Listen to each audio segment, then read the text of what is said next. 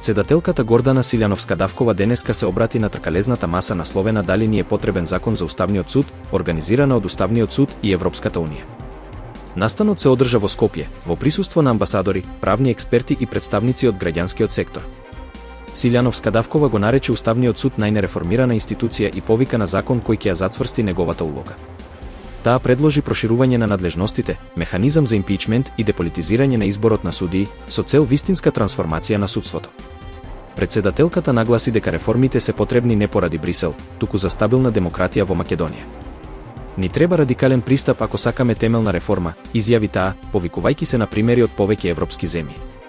Ставови на дебатата дадоа и судии од Уставниот суд, универзитетски професори и представници од невладини организации. Проектот за анализа на потребата од закон за Уставниот суд е поддржан од Европската унија. Од 2 мај 2025 година, движењето со моторни возила низ националниот парк Шар планина ќе се наплаќа преку спорака или скенирање QR код. Наплатата важи за сите посетители што се движат по дозволените патишта, додека жителите на селата, сопствениците на имоти и правни лица регистрирани во паркот се ослободени. Цената за мотоцикли и автомобили ќе изнесува 150 денари, 250 денари за комбиња и минибуси, а 450 денари за автобуси и товарни возила. Според соопштението, средствата ќе се користат за заштита на природата и за зачувување на Шар планина за идните генерации. И денес Радио Телевизија Србија не ја емитуваше утринската програма, иако студентите вчера ја прекинаа блокадата на објектите во Белград. Наместо редовната програма, во 7 часот беше прикажан домашен филм, а вестите во 8 часот беа пуштени без водител, со однапред подготвени прилози. Студентската блокада траеше од 14 до 28 април, а беше прекината по објавата на нов конкурс за членови на РЕМ. Според Х1, на вработените им било соопштено преку епошта дека во објектите ќе се вршат дезинсекција и дератизација. РТС се уште не најави кога ќе се врати во редовен режим. Прекинот на електрична енергија што го зафати Иберискиот полуостров, оставајќи ги Шпанија и Португалија без струја 10 часа, открива колку е запоставена електричната мрежа во Европа. Иако причината за прекинот се уште не е потврдена, инцидентот ја истакнува потребата од итни инвестиции и реформи во енергетскиот сектор. Шпанската министерка за енергетика, Сара Муньоз, неодамна повика на подобро планирање и поблиска соработка меѓу земјите.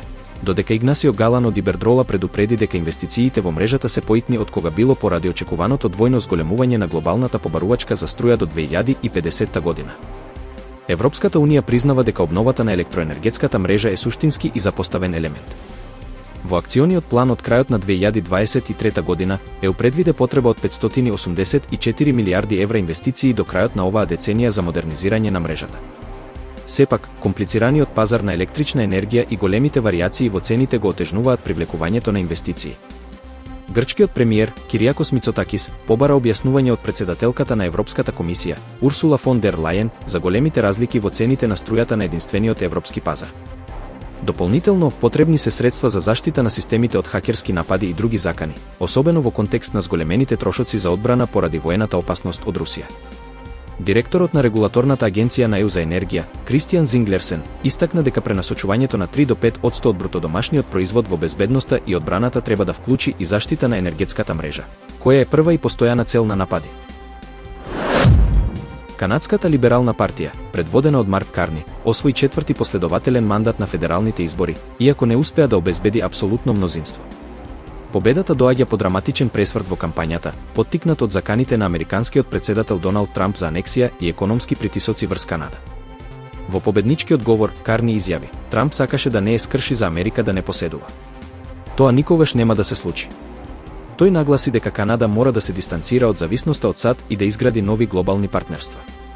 Изборите резултираа со значителни промени во политичкиот пејзаж. Лидерот на конзервативната партија, Пиер Поалиевр, го изгуби своето пратеничко место, додека лидерот на новата демократска партија, Джагмит Синг, поднесе оставка поради неуспехот на партијата да го задржи официјалниот статус. Карни, поранешен гувернер на централните банки на Канада и Обединетото кралство, ја презеде лидерската позиција во март, заменувајќи го Џастин Трудо. Неговото искуство и цврстиот став против Трамповите политики беа клучни за мобилизација на гласачите и за заштита на канадскиот суверенитет.